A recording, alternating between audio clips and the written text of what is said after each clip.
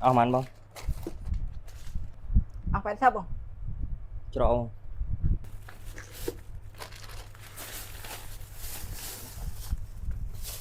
vậy con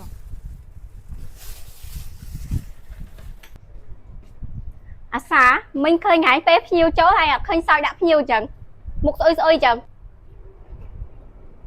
tinh cái đấy không tinh mi bộ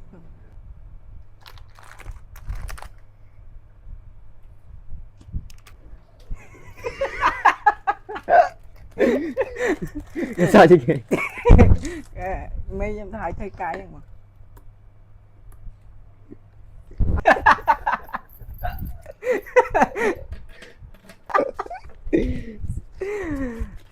ê bông chẳng thấy bằng chuyện thế này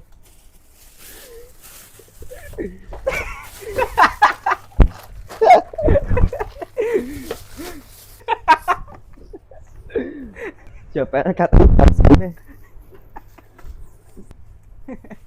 chờ bé nó cắt ấy soi